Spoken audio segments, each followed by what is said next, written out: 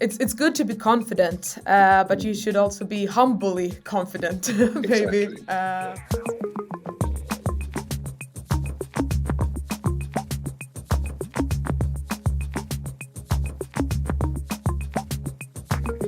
I'm Sara Myrenfors. I live in Stockholm, and I have a background in business development and strategy. And now I work as an investment manager. So then I look for venture opportunities for Schibsted to invest in. So Schibsted is a Nordic family of digital consumer brands across media, online marketplaces, and technology ventures. So we are mostly present in Norway and in Sweden, and that is where we have our venture offices. But we also invest in Denmark and Finland. But we have the better reach when it comes to the Norwegian and Swedish market, where we reach almost every Swede and Norwegian daily. What do you think startups could be upping their game on?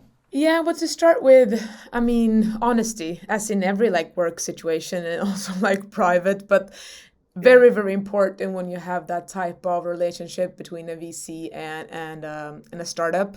It's so much easier for us to help as an investor if you're 100% transparent, and also giving those continuous updates so we can also help in time. So we have the time to find the right resources, or just to give you more room to maneuver by being transparent and keeping us updated. So yeah, honesty. Cool. And I presume when we talk about this, the honesty goes both ways. So I think it's an important thing for VCs to let companies know when they're underperforming, or if they do see some rocky waters ahead, Exactly. And I mean, it's always also on our side to create that trust, so you feel comfortable being transparent and have the credibility that you can help.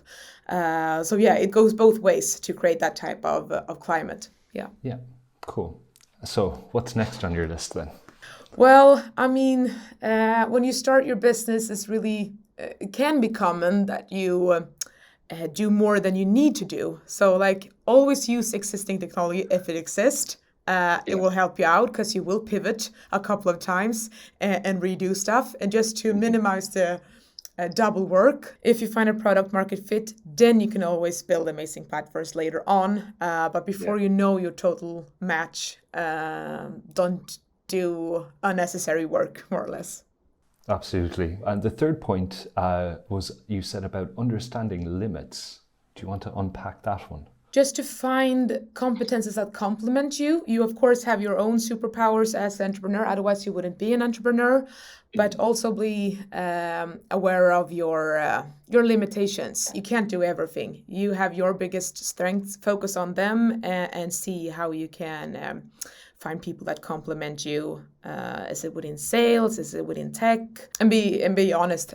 Again, number one, about your limitations. They're human to have your own expertise, and then find people that can help you out.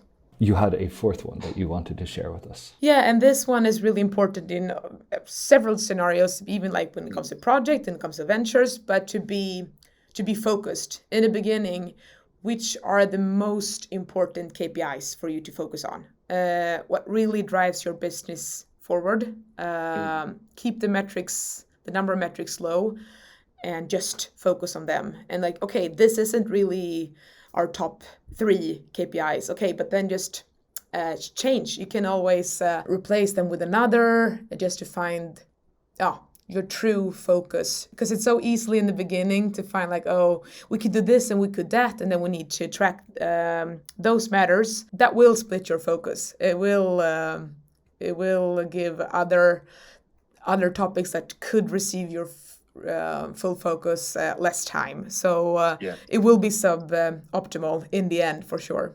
And to close it off, one final thing, the 5th thing that you wished startups would do better. Yeah, I mean, especially in these times, a bit maybe repetitive. I'm not unique bringing this one up, but be proactive to hedge for tougher times ahead. Extend your runway to get room for action and unforeseen events. And if it really seems to heat up, don't make small cuts every month. One larger restructuring is necessary to also get the room for maneuvering as you need, as well as the trust Absolutely. within the organization. Overall, of those 5 things that you mentioned, how much do they reflect the investment thesis of Schibsted, in your opinion? Like, do you see these topics internally, like within your investment strategy?